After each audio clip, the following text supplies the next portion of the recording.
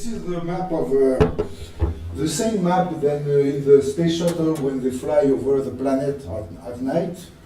They can see the planet with the light and the planet with dark, and it's exactly the same in science. You see, countries which publish, we do research, it's only here. All the rest is dark. What is important is that these countries represent 12% of human growth. And everything you read in périnatologie, in obstetrics, is true, but it's true for 12% of human birth. You know that eclampsia belongs to the hypertensive disease of pregnancy, and what is important is eclampsia is the occurrence of a glomal convulsion at the end of gestation in very young women. Eclampsia, epilepsy, is for sure the first disease ever described by writings in mankind. You know that writings existed only for 5,000 years, and since the beginning of writings, the epilepsy has been described. So let us begin by the beginning. Here is the existence of our planet, 4.3 billion years. We at the middle of the Eiffel Tower, we had the first bacteria. Then, first eukaryote, 1.8 billion years. Then, first multicellular, 1.2 billion. First vertebrates, fishes, 550 million. For viviparous, 100 million. Dinosaurs, first mammals, first primates, first hominids. Just on the top. If you go on the top and you take a piece of paper, this is at this scale the existence of Homo sapiens. Only a piece of paper here. So if we put the existence of our species in 24 hours, this gives this. I have made calculation on 100,000 years, but in fact we know that our species is now 200,000 years. If we put this in 24 hours, writings arrive at 2234, which is the definition of history. We have lived during 22 hours and 34 in prehistory, no writings. Agriculture, 2136. So we lived as hunter-gatherers during 21 hours. And to give you an idea, our era, the Christian era, Jesus arrived at 23 hours 31. Buddha and Moses, you see Moses, 23 hours and 11. And one thing sure is that since the beginning of writings, we were in form of eclampsia. In all the continents, we have proofs since the beginning of writings of the existence of eclampsia.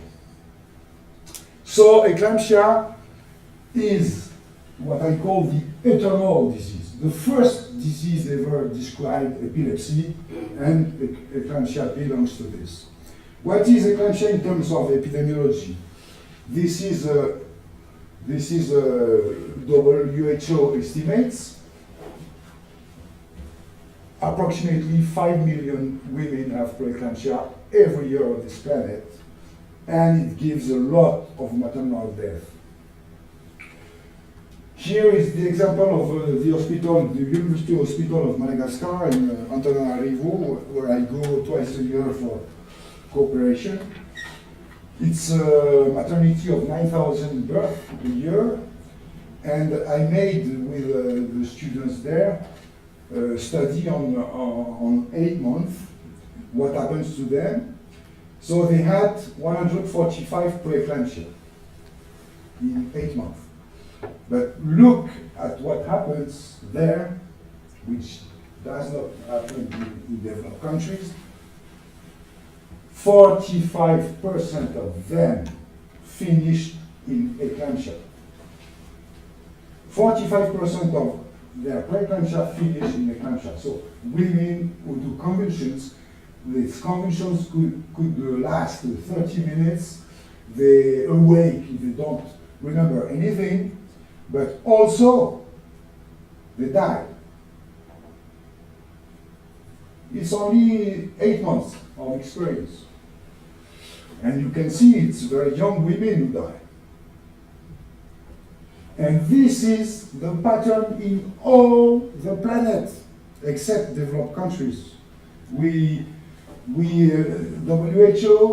evaluate that 500,000 eclampsia seizures occur in the world every year. 5 million preeclampsia, but 500,000 eclampsia. Of course, it's very rare here, but it is the case. So here is the number of inhabitants on Earth when, at the beginning of our era, we were approximately 250 millions. We reached 1 billion here, 2 billions in 1950, and now we are 7 billion. Total humans having existed on this planet is about 100 billion. So it's very easy to evaluate the weight of this disease, because it is a human disease and only a human disease. There is no natural animal models of preeclampsia and eclampsia. And we can evaluate that since the beginning of our species, 1 billion eclampsia occurred. And you can see the rest. So it is really the human curse. It doesn't exist in other, there are 4,300 different species of mammals, and it doesn't exist in the other mammals. So here, it's the city of Ostuni in the south of Italy, where they have, you know the city here, they have found in 91 a woman who is called the most ancient mother. It's the most ancient burial of a pregnant woman.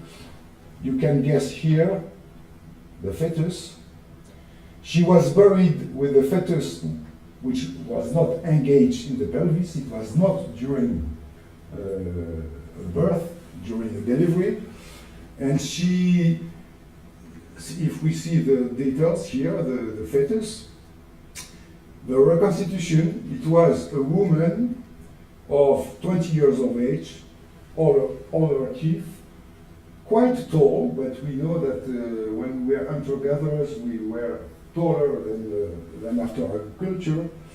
And the baby was 8 months, 45 centimeters, and this is probably the first proof of a woman having died and buried with her baby in her womb, and she died during pregnancy, and it is probably the first proof of eclampsia. Here there is a detail. She had a headdress with 600 shells. Here is the reconstitution. She was buried with this headdress, and this headdress, we can find them in all the Venus from Spain to Siberia. You have a lot of what we call Venus who have this headdress. Probably that at this time, this was a kind of talisman against death at birth or death during convulsions. So if we, with the same scale, that Donna Diostuni, this lady, 28,000 years ago, arrived.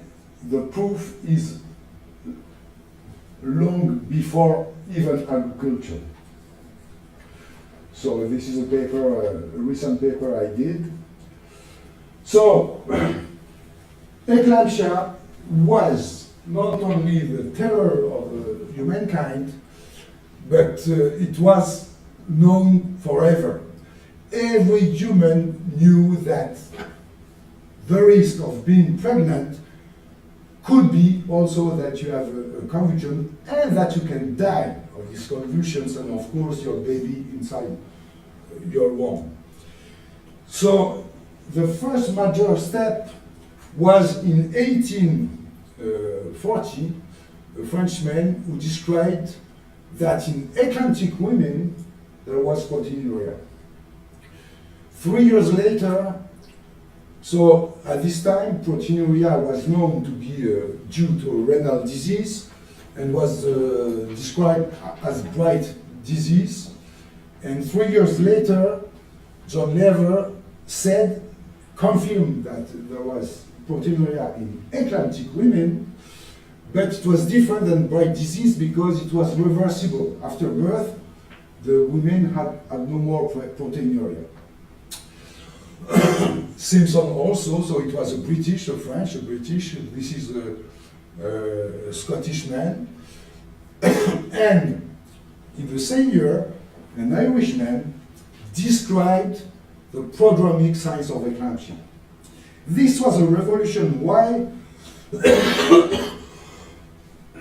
Because if you let nature do, 1% of human birth have eclampsia. 1%, it's enormous. But what they noticed with this discovery is that there are much more women who have proteinuria than women who finish in convulsions. And it was a new continent. Eclampsia was not only eclampsia, there was something else. And that was, of course, the concept of pre-eclampsia.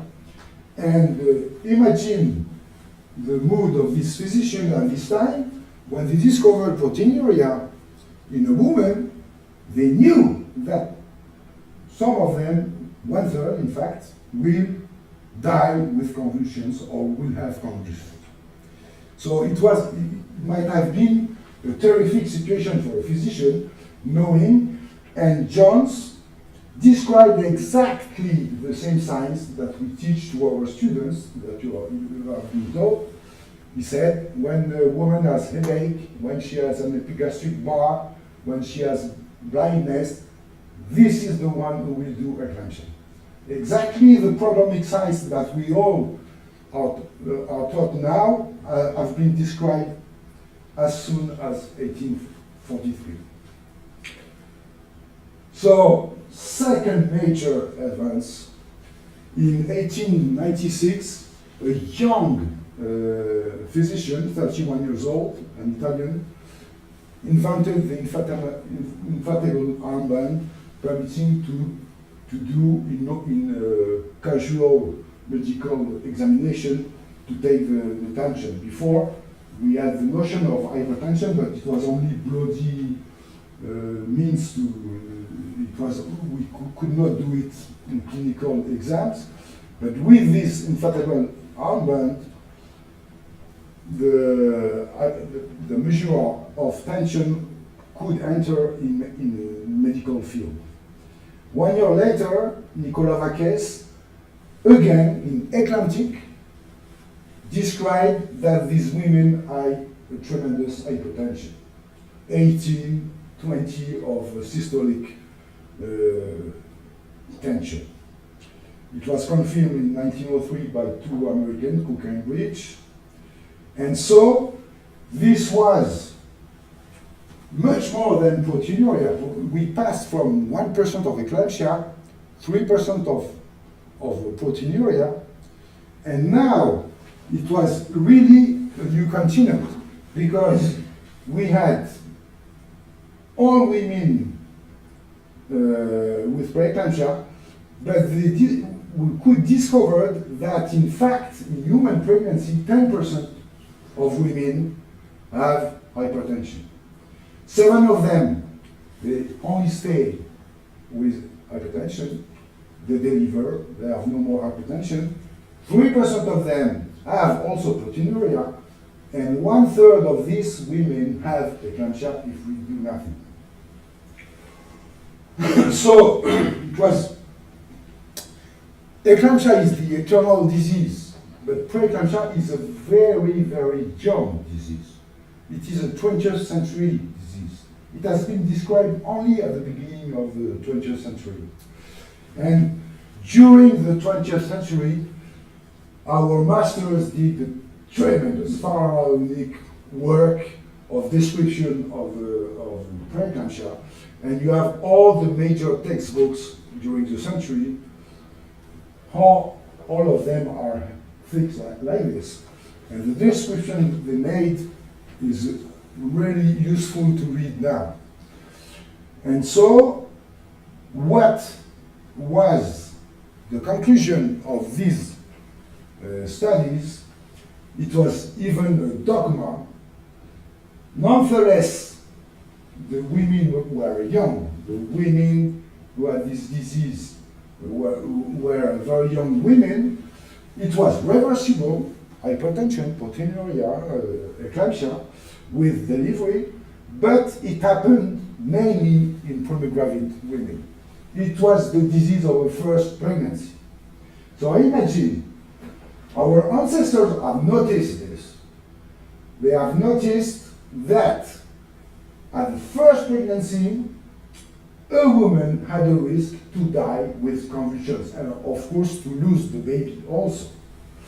And of course, during all existence of mankind, the interpretation of this was that this pregnancy had a spell on it, or it was a bad spirit, or of course, convulsions in all civilization have been interpreted as a curse.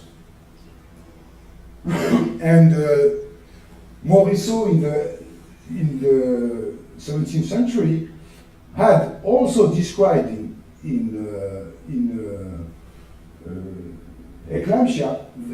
At this time he said convulsions because the word eclampsia did not exist. The term eclampsia has been proposed in 1739 by Bossi de Sauvage because he decided that eclampsia, the epilepsy of pregnant women, was something different than the other kind of epilepsy, and he proposed that to call it by a special name, eclampsia. It was such a dogma. Leon Chasselet was the Pope in the 20th century on preeclampsia. In 2000, just before dying, he made a point in the American Journal of Obstetrics that if you find preeclampsia in multipara, there is a mistake somewhere. It was really a dogma. So third major advance, this was a major advance in the end of the 70s. Brozens and Peineborg described what they call the double trophoblastic invasion. When you have in mammals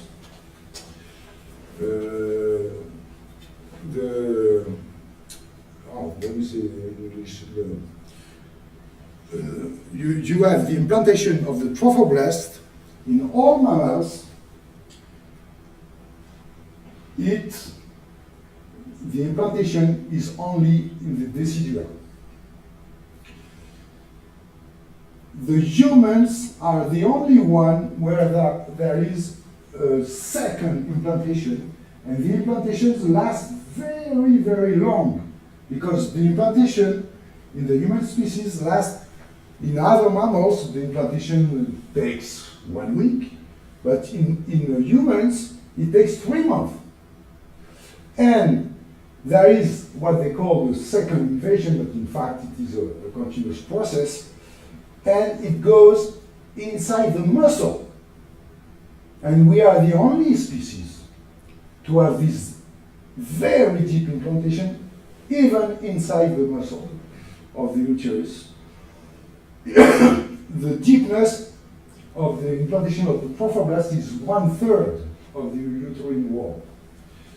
This was, and they described, Bosant and Peineborg, that in preeclampsia, this process does not occur. The implantation of this pregnancy remains and the decidual like in other mammals. So in the rest, during all the rest of pregnancy, the placenta will be, will have a shallow invasion, and the mother, you see here, you have the normal, you have deep implantation, and here in preeclampsia, it doesn't occur. So this was really important because we could speculate that in fact hypertension is a compensatory mechanism. The woman higher her blood pressure to force the obstacle and to give some nutrients to the baby. Second very important thing, as this invasion occurs only in humans, this is the explanation why we have not natural animal models of this disease. If we had animal models, we should have found for long the solution of this disease. And also the question, why are we the only species which need a so deep implantation? So, for now, the only explanation is that there is something different between the human fetus and between a horse fetus or a cat fetus. What can be the main difference between the human fetus and the other mammal fetus? And the only answer, in my view, is only the size of the fetal brain. You know there are three major kinds of placentae. Your epitheliochorial, you have the fetus, you have the mother, but you have a barrier, epithelial barrier. You have so it's pork, horse, dolphin. Here you have cats, dogs, and the epithelial. You have also two different worlds with the barrier. And you have our placenta, which is hemochorial, rodents, primates, men, and everything is mixed. It is worse than this. Here you have the trophoblast, which is a foreign tissue, half foreign, half paternal, and it replaces the endothelial cells of the mother. So it's really a deep invasion and intimate relation. And you imagine that it is like a graft transplant. The mother has to deal with this invasion during 9 months. How does she do? So if you look at different types of mammals, epitheliochorial, you have 3 layers on the maternal side, 3 on the fetal side. On the teliochorial, this. In hemochorial, there is absolutely no protection by a layer on the maternal side.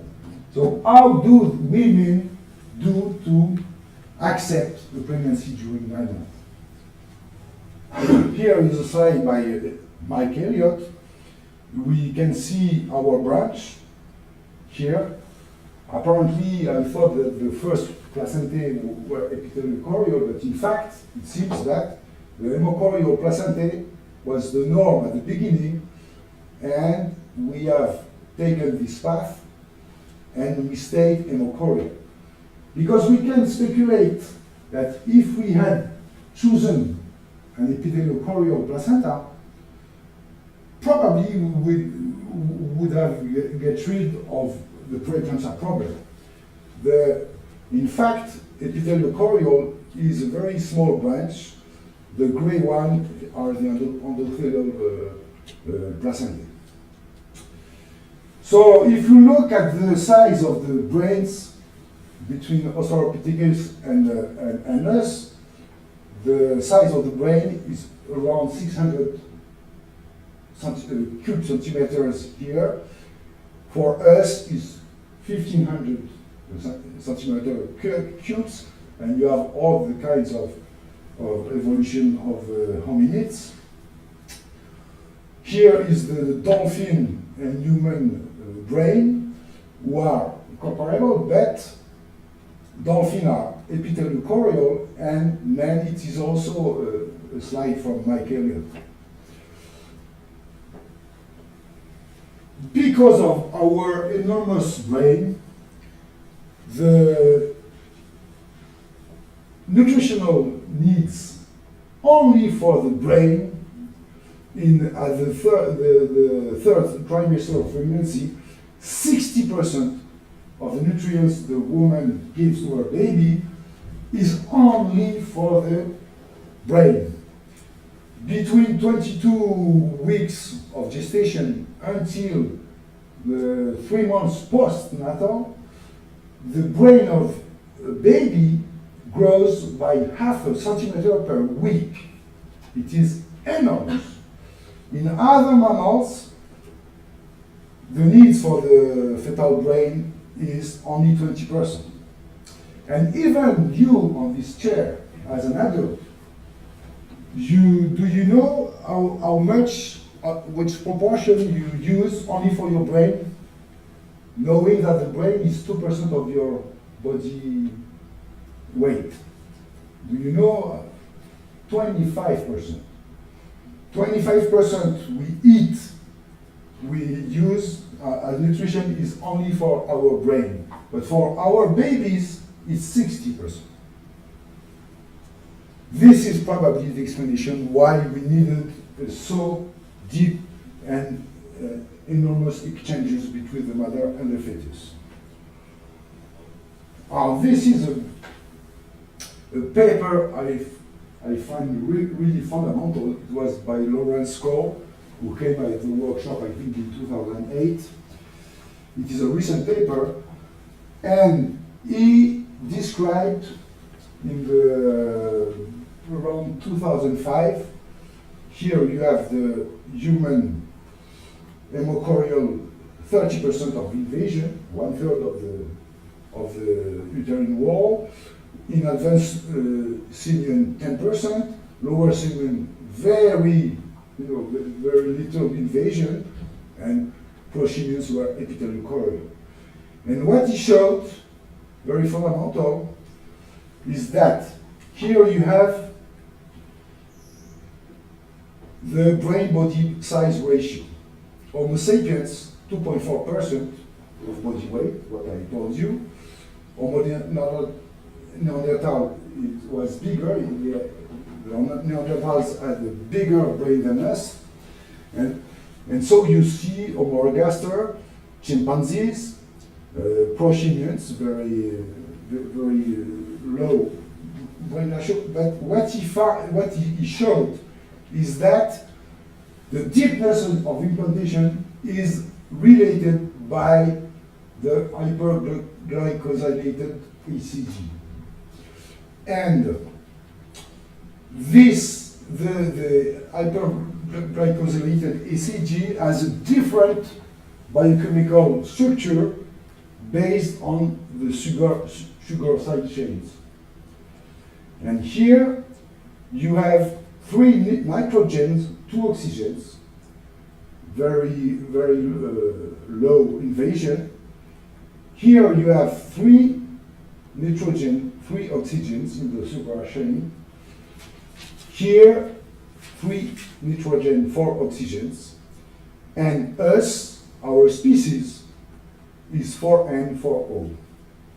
And probably we can speculate that preeclampsia could have existed also in Neanderthals and in Homo erectus because of this. To me, it's a fundamental paper. It's a fundamental idea, at least. And this discovery of the role of hyperglycemic ECG is fundamental to me. So here, perhaps, are the species who had preeclampsia and eclampsia. This is the paper I told you by Lawrence Law. So, another step, you remember that the dogma was preeclampsia, hypertensive disorders of pregnancy, is a disease of premigravid. And it has been challenged in the 70s to the 90s, first by the first, there were two, in fact, almost the same year, in 1975, there was a physician in Scotland, and there was another one in Hong Kong, and they described the same history with two different women, of course, and he said, I have a patient who had preeclampsia at the first pregnancy. She changed her husband, she had a preeclampsia. She did a second baby with the second husband, everything was good. And she re-divorced and she had a third husband and preeclampsia. And Cheng in Hong Kong described exactly the same pattern with another woman, of course. And they said changing the father seems to be a risk to have preeclampsia. The first real epidemiological description comes from Nigeria in 1980, where Ikedife said, in my experience, 74% of I have rich parents who have eclampsia, and 74% have new father. Then I did my study in Guadeloupe, and many other publications on the subject, not only me. Of course, there was a problem because all premigravid don't do preeclampsia, and fortunately, all women who change the father don't do preeclampsia also. So what can be the difference between the two? And the first ones who described a very interesting phenomenon was in 1977. This paper became completely ignored during 20 years. And they described in premigravid that women who had preeclampsia had very fewer sexual intercourse before conception than controls. And the study I did in Guadeloupe in 1994 on 1,000 patients, I asked them, how long have you been with the father of this baby? I did not ask, are you Christian, are you married, are you Muslim? Only a simple question. And what we found is that the enormous majority of women, 75%, had a very low risk of preeclampsia. The risk was concentrated in women who conceived very shortly after the beginning of the couple. If you conceive in the first 4 months when you meet a man, you have almost half chance to have gestational hypertension, and this decreases with time. So that was a new paradigm, and it was proposed. No, preeclampsia is not a disease of premigravid. It is indeed a disease of first pregnancy, but at the level of a couple.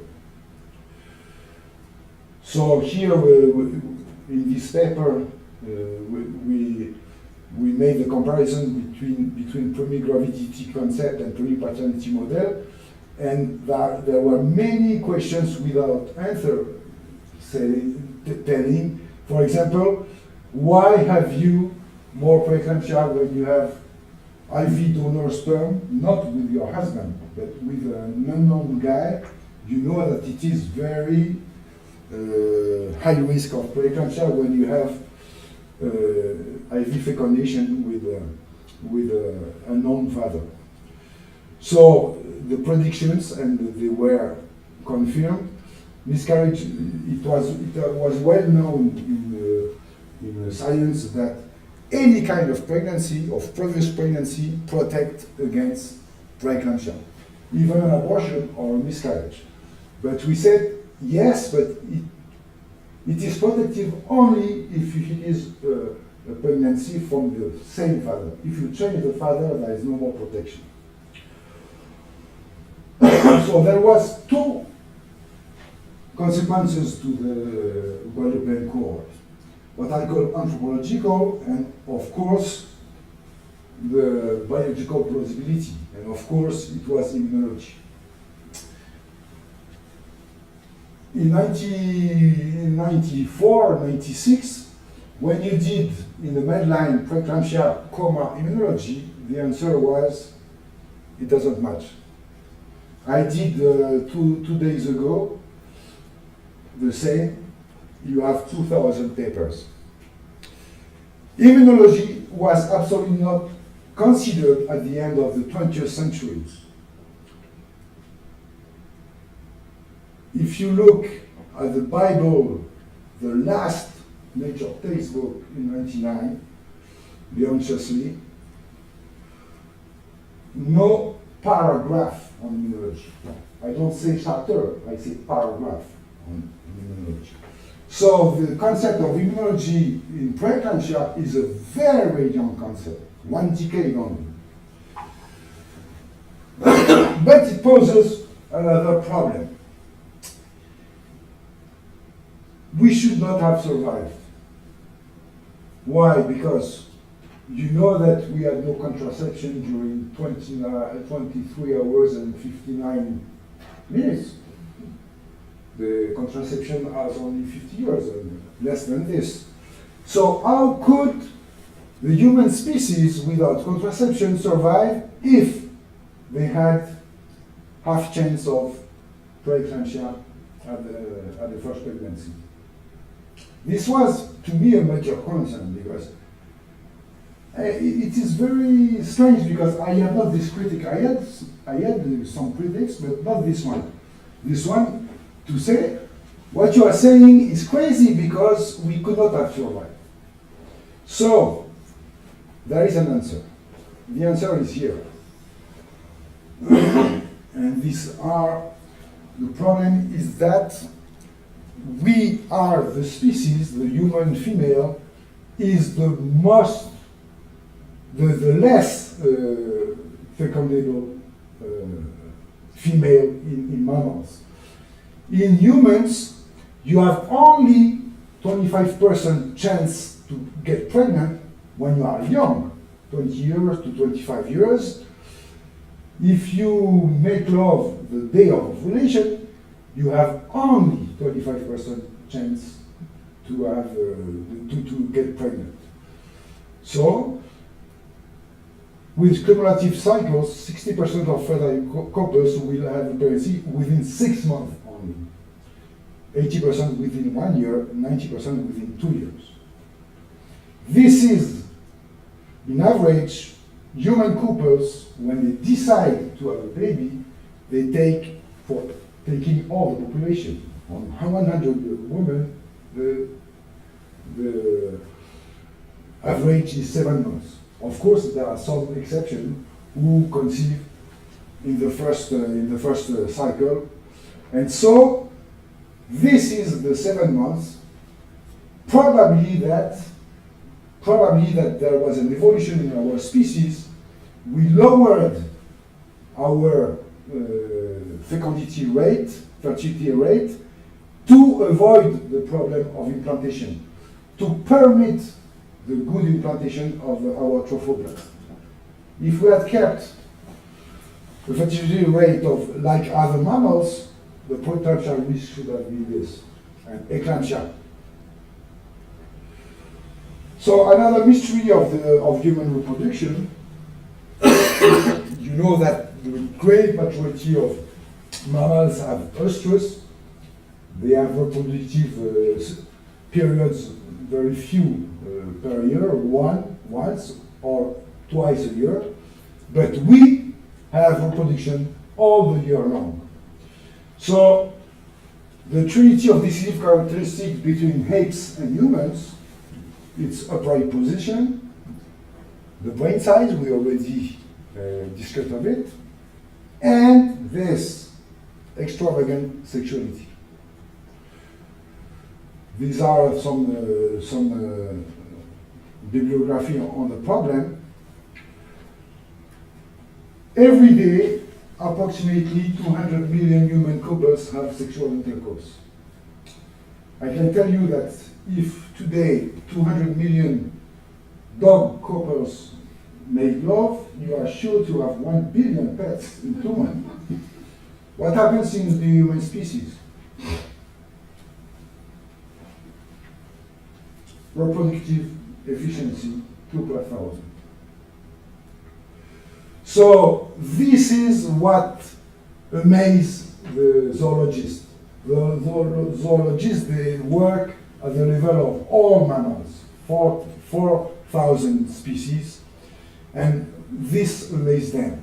The low fertility rate, of the loss of oestrus, the concealed ovulation. Nobody knows when a human female is ovulating, and it is evident in all the other mammals. No sperm contagion. These are the mysteries of human reproduction, and the zoologist had no explanation of all this. So their conclusion, our species is completely crazy. There is a monumental inefficiency from a biological point of view. In terms of sexual intercourse occurs at the wrong time in the extreme majority of cases. This is crazy. And in fact, we propose that it is a biological necessity. Because of our big fetal brain, we needed a very deep implantation, but we have an chorea placentae, so a great problem of immunology. And so the mother has to tolerate the paternal tissues, but to tolerate them, she has to know the paternal tissues. And the way to know it is through the sperm. Therefore, loss of oestrus, we could not reproduce our species once a year with only a 25% rate, fertility rate, and concealed ovulation to be attractive all the year long. So now we come back to immunology. As I told you, in 95, 94, 96, there was nothing on immunology and preeclampsia.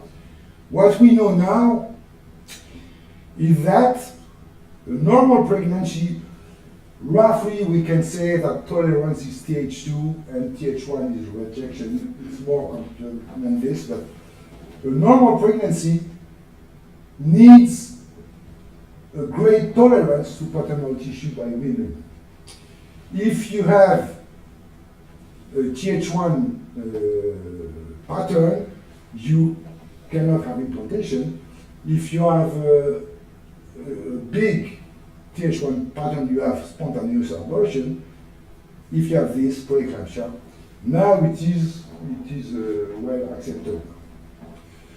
So if you can see, I make you this list, the explosion of immunology in the last 15 years, and you can see the years, 2000, 2006, it was in 98, tremendous description by Sarah Robertson's team in Australia. They decided to study if the sperm was an immunological organ, or not organ, but tissue. This is the cervix of a woman who had no intercourse. or who had not intercourse for 1 month, or who is virgin. This is the cervix, the photograph of your cervix. Everything which is brown is immunocompetent cells. Now 2 hours after an ejaculation, 2 hours after, you have an army of immunocompetent cells who arrive at the cervix and to get in contact with the sperm. And it lasts day 1, day 4. And as you know, in human species, we make love a normal couple twice a week. So when you arrive at this stage, another ejaculation, and you come back the first time. So the human female is constantly in presence of a foreign tissue, which is the sperm, and you know that the sperm lasts alive 3-4 days. The human female is the only one on this planet who is in contact with foreign tissue every second of her life.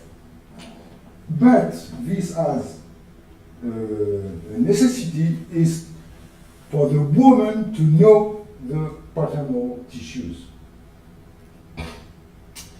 What they found, the Sanderson team, this was a major discovery.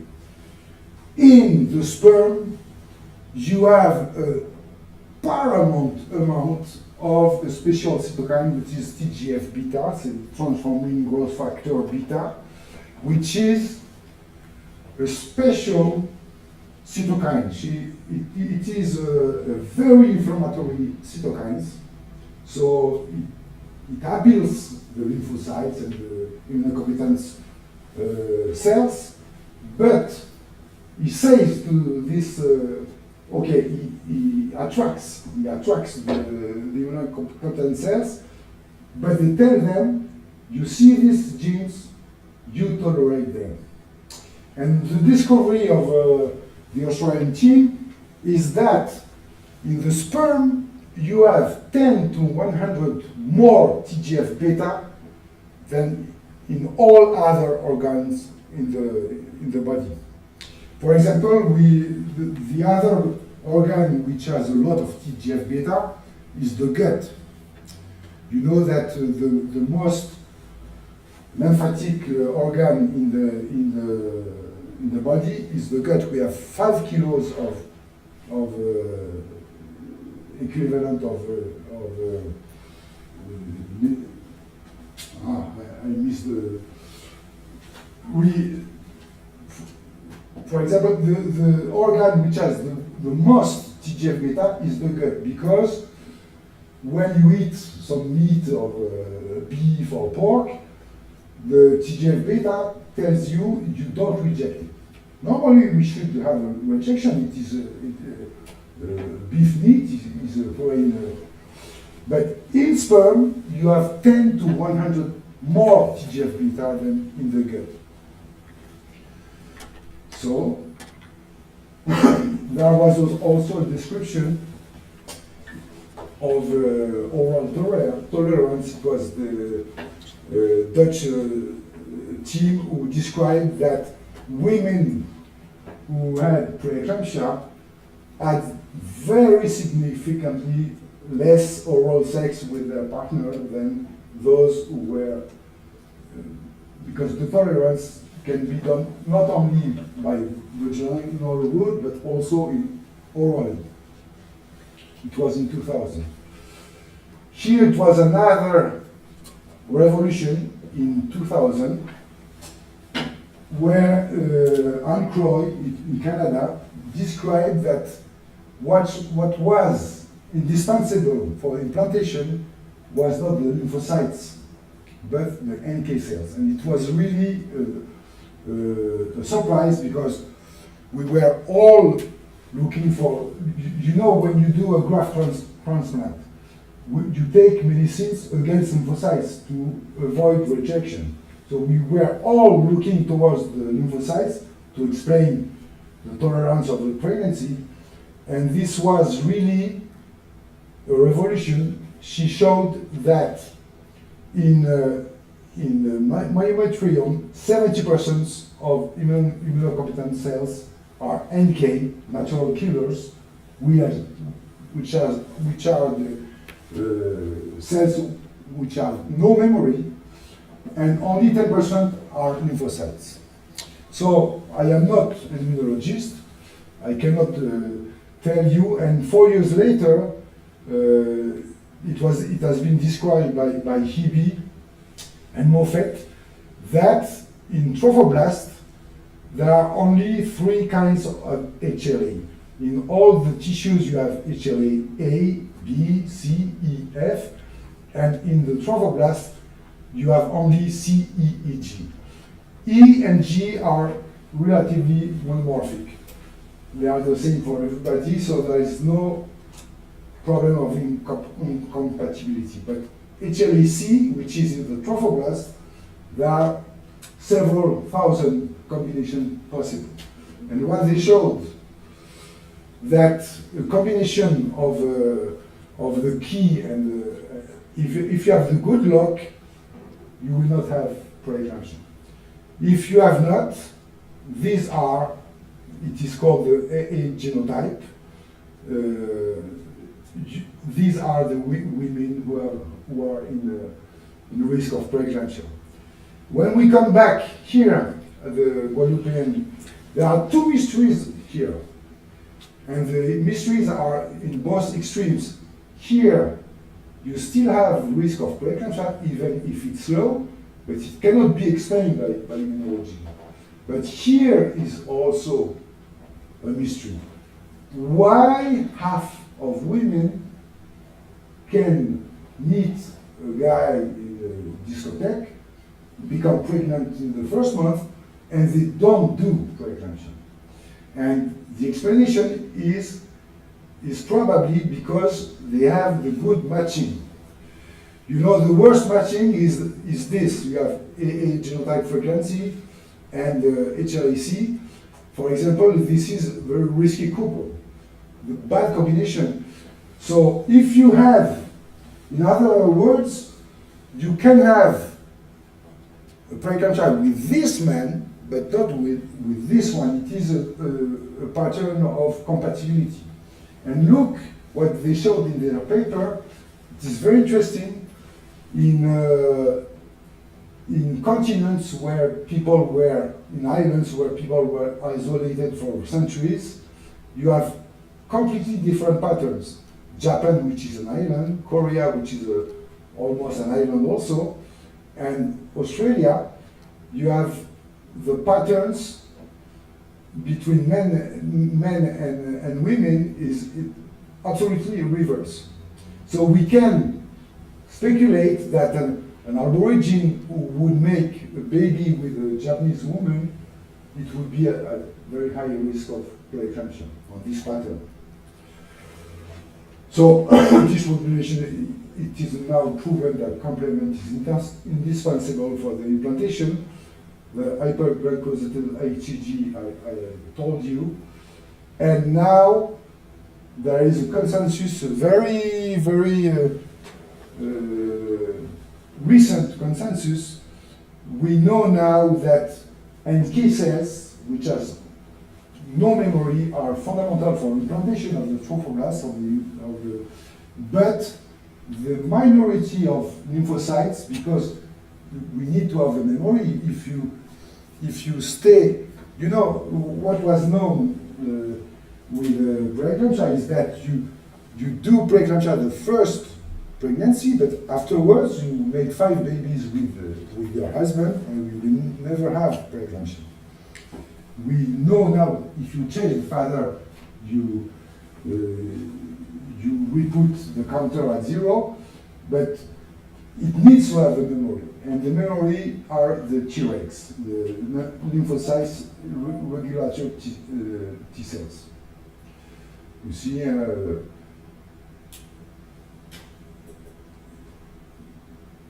here, you need to have T-Rex to have a normal pregnancy. So another enormous step was at the end of the 80s, the global endothelial cell disease. It was Jim Roberts, Robert Taylor, Chris Feynman, who described that everything which happens in preeclampsia and eclampsia is a matter of global inflammations of the endothelium of the mother. If you have proteinuria, it is because you have a glomeruloendotheliosis. If you have HELLP syndrome, you have inflammation of your of the vessels in your liver, and you have, if you have eclampsia, it is an inflammation of the vessels of the brain. And indeed, even in the Guadeloupean, what I told you here, we had 38 women which could not be explained by sexual cohabitation. So it's not only immunology. And it is well known also that the risk, there were two major epidemiological studies on millions of births, one in Norway and the other one in California, and they had all the same conclusion. There is a 30% increased risk every 5 years of maternal age. So if you put the reference here, if you have a baby at 40 years, you have four more chance to have preeclampsia. And this cannot be explained by immunology. So it is known also that you have women who have vascular predisposition to vascular disease, or this list, and there is a common pattern is insulin resistance in all these patterns. So what we proposed is that in young women, the problem of preeclampsia might be rather a problem of immunology, of rapid conception, but after 30 years of age, the vascular predisposition might be predominant. You will see that this pattern is highly predominant in developed countries, in England, in France. 90% of preeclampsia are late onset preeclampsias. This is also a concept, a very recent concept, where you have early onset preeclampsia before 34 weeks, but I think we must go earlier, I think 32 weeks, and late onset preeclampsia. So this was proposed by Redman. You have the placental preeclampsia, which is the abnormal placentation due to immunology, and the maternal preeclampsia, where the placenta is normal, but the mother in the inflammatory state, vascular, and the problem is that here you have a slide by Anutine staff, placenta type, early onset, late onset. Now there is a consensus on this, but the problem is that in Réunion, for example, 30 to 35% of our preeclampsia are early onset. If you look here, in developed countries, early onset preeclampsia represent only 10%. It means that 90% of your preeclampsia are late onset. And the late onset preeclampsia is not a big deal, at least for babies, 34 weeks, 100% of survival. And for the mother, when you have a mother who is 36 weeks with a proteinuria, you induce delivery and she's healed. The problem we face in Réunion, in Guadeloupe, and you will see here in Guadeloupe, Réunion, Madagascar, we have a lot of early onset. And here you have around 10%. So we are not dealing with the same pathology in terms of epidemiological risk. We have a lot of eclampsia in the south, a great morbidity of fetus, because we are obliged in Réunion to make C-section to women to 27 weeks to save the mother. Of course, we have the means to do neonatal care, but not in all the countries. So I will pass on this. So current stage now, all this I think is done, it is accepted, and so you can see that we made a lot of understanding in this disease. So what is the current stage now? What could be the common factor which explains the inflammations, the vascular inflammations in the mothers? So this is a paper by James Roberts in 2013. If we know so much around, why haven't we cured the disease? And so, of course, since he had described in 1988 this inflammation, we are all looking for a factor explaining this inflammation. And he was, of course, searching what can give this inflammation. And his answer is this: it is now conclusively established that there is no mysterious toxin. So we are failed, there is no explanation by a toxin. So the candidates you have heard about soluble FLT, soluble endoglin, but I want to speak to you of this molecule because I think it is very important. What we are looking for is a toxin which appears before the onset. Here is in the onset of preeclampsia. Here is the pattern of soluble endoglin, I think. Yes, soluble endoglin. We are looking for something which appears before and which could explain the disease. In 1993, the Oxford team noticed something very strange, is that the placenta of preeclamptic women was completely full of glycogen, much more than the women who had gestational diabetes. And they asked to a specialist in biochemistry, carbohydrate biochemistry, Tom Radmacher, and they showed very quickly that in preeclampsia there was an overproduction of IPGP. So I will tell you what are IPGP. It is inositol phosphoglycan P-type. This is what you have in the urine of women. When you have preeclampsia, you have a leakage in the urine of IPGP, and in controls, nothing. So here it's a study made in Mauritius very recently, it's not yet published. Here you have preeclampsia,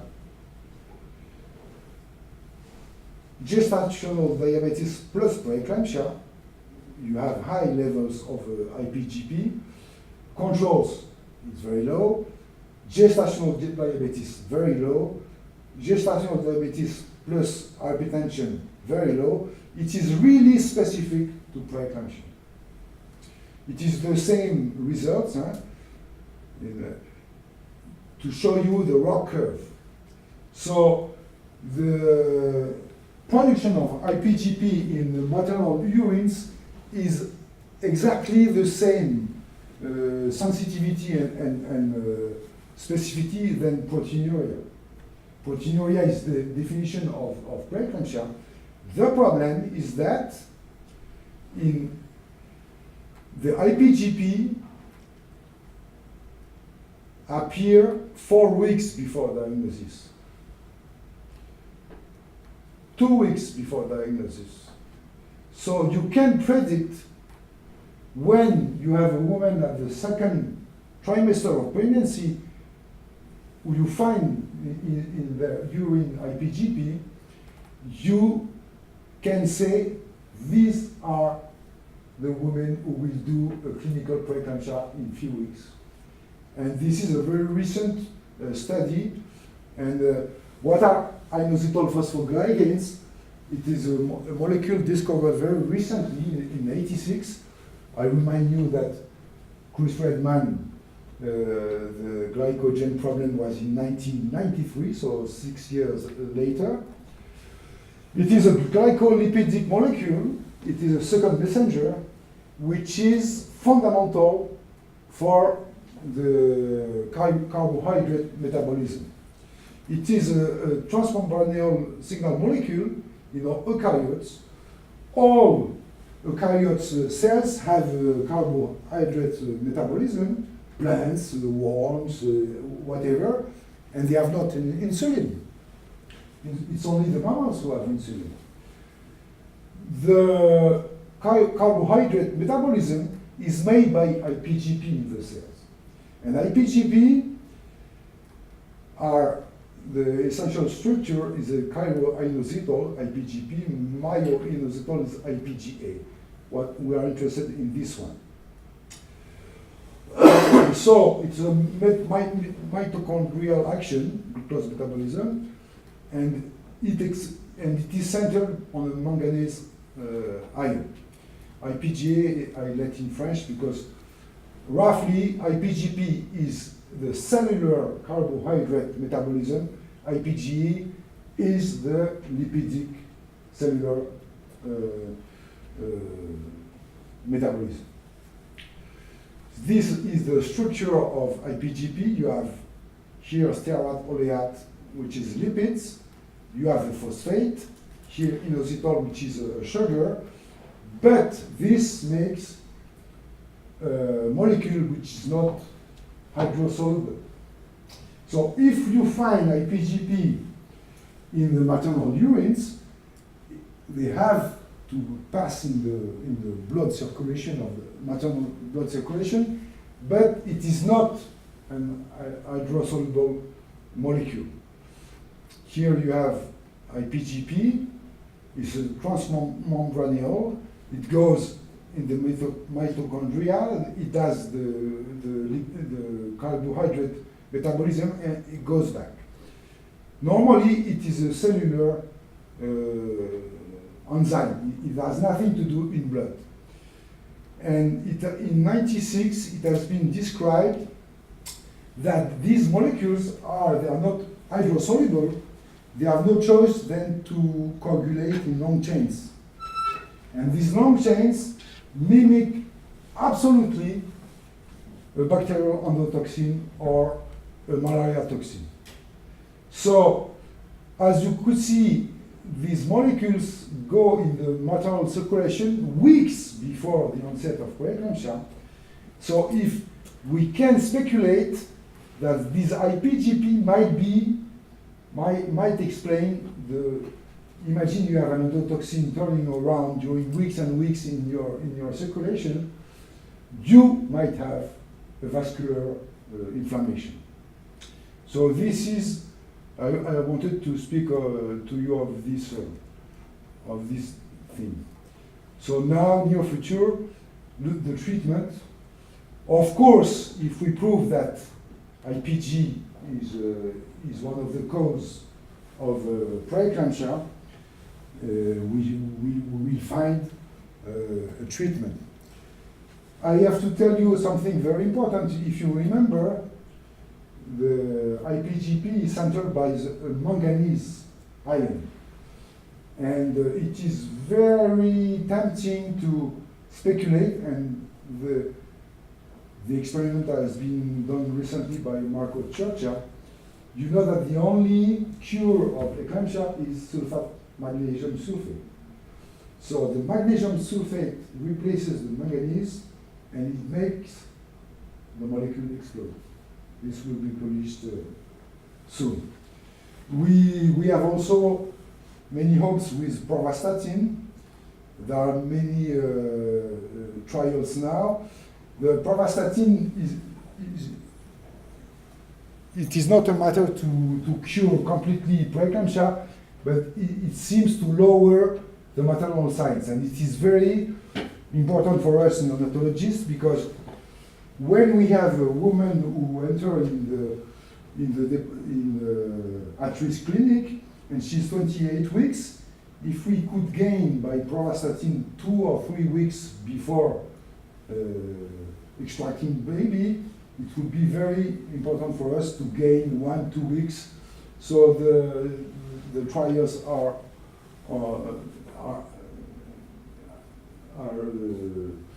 made today and they will be published.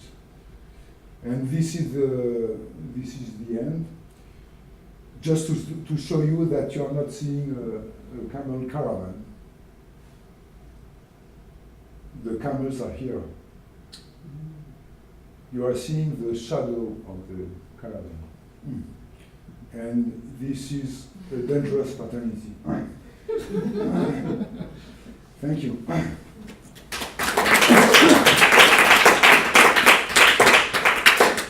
Thanks, Pierre-Yves. That's a fantastic talk.